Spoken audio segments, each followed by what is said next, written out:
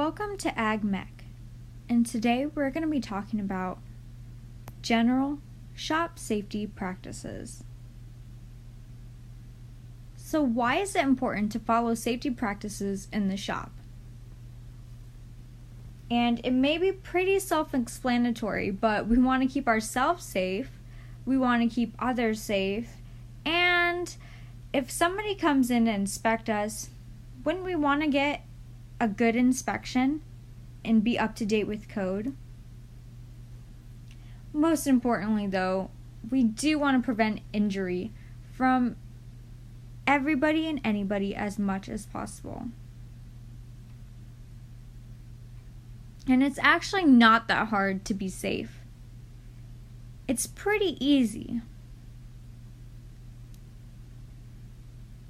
All you have to do is follow 3 simple rules.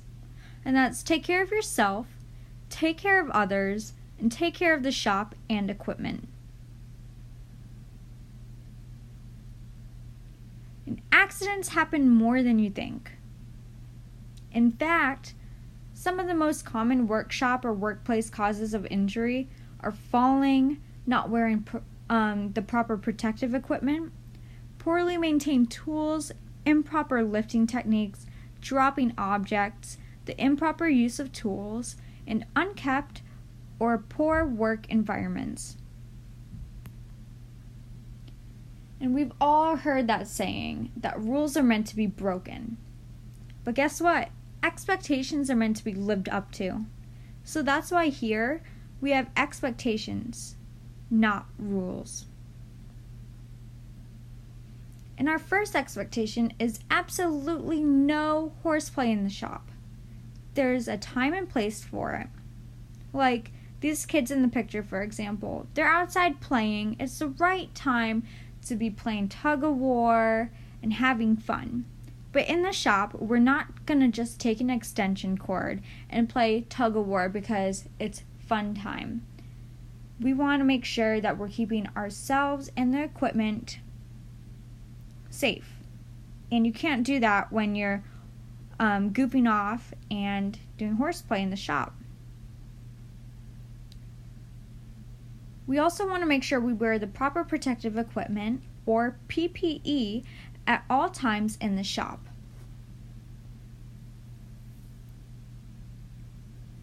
And I advise you to wear the school's shop equipment because I made sure that we had ones that were good and safe to use. You may buy your own though. If you do buy your own though, cheapest isn't always the safest. Let's take this guy on the left for example. He's wearing a piece of paper as his face shield. That's obviously not safe. Stuff can still fly through and hit his face and possibly injure him. And paper catches on fire easily. The guy on the right has a face shield, but he is not wearing it on his face. So if he ends up moving that a little bit, he may end up getting flash burn, or something can still fly and hit the side of his face. He should at least be wearing safety glasses in the shop also. Now that we saw 2 bad examples, here's one good example of wearing PPE. This guy is probably wearing his safety glasses underneath that face shield that he's wearing, and he looks like he's got it secured on his face so that it's not falling off or anything.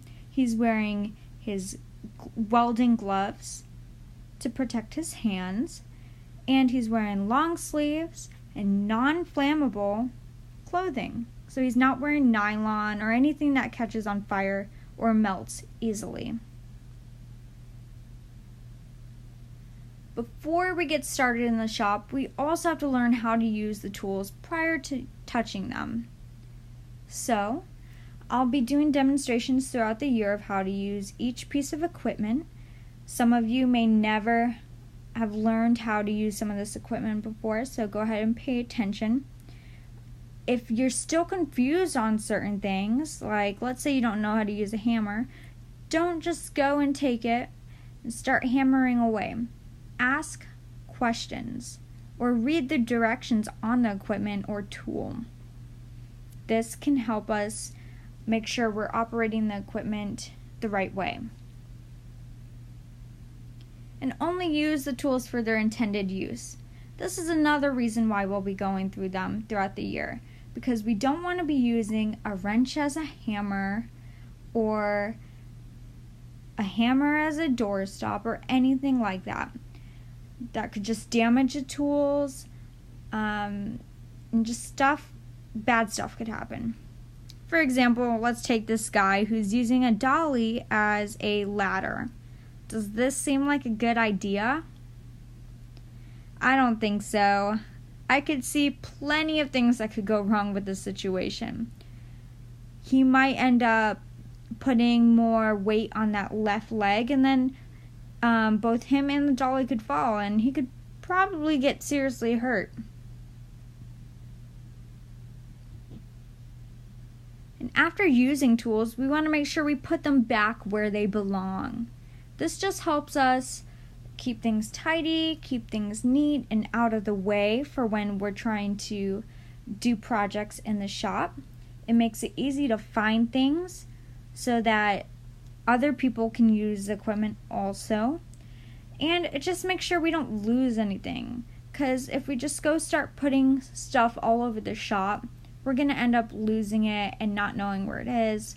It just costs more to replace it, or we might not even have that tool for the rest of the year. And make sure you unplug cords, turn off equipment, and all that jazz when you're not using them. And this just helps keep things safe. If somebody doesn't know something's plugged in and they go to grab something, they accidentally hit the power button and it turns on, that could be a dangerous situation if they're not ready to use that tool. Unplugging it just keeps anything from happening. It's the safest way to keep your equipment when you're not using it.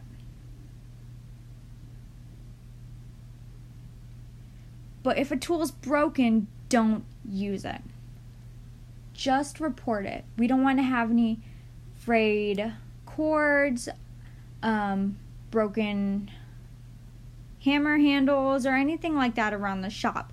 If the guards or shields are missing, report it. We want to make sure that we have everything locked in place, is working, it isn't going to fall apart while using it, especially with those power tools, which can be very dangerous. And of course, we can't forget the floor. Clean up all of your spills, whether this is an oil spill or a drink spill, although you're not supposed to have food and drinks inside of the shop, so there shouldn't be any drink spills. But just in case it does happen, pick it up right away. We don't want to risk people slipping and falling. With water, that's a good conductor of electricity. That doesn't seem like a good idea to have on the floor when we're working with power tools and electricity or stuff like that. So let's just get it picked up and then we won't have to worry about it. And keep clutter off the floor also. You never know when you're going to have somebody with a big project and then they're just, walking around trying to get to their next object and they end up tripping on something that you left on the floor. You don't want to hurt somebody. You don't want to hurt yourself. Just keep the floor clean of clutter. Keeps people from tripping. Makes it easy to navigate around. If there's a fire, it's really easy to get out because people won't have to be, going through a maze. Just stuff like that. And speaking of fires, know where the fire extinguishers are. I'll be showing you around the shop, and I'll show you where each fire extinguisher is just in case a fire ever happens, as well as the fire exits. And be sure you memorize exactly where these are, because you never know when it's going to happen, and you don't want to be frantically running around one day and just not be prepared for it. It's better to be safe than sorry. Plus, these fire exits are the same ones that we use for fire drills anyway, so you'll probably have them memorized pretty quickly. And of course, we can't prevent every accident, but we can try. If someone gets hurt though, make sure you report it. Don't be embarrassed that you accidentally cut your finger or any of that. We want to make sure you get the proper first aid care that's needed. We want to make sure if somebody's lightheaded that day, they don't go into the shop and, pass out while they're using equipment, stuff like that. We just want to make sure that everybody's safe, everybody's taken care of, and we just take care of each other.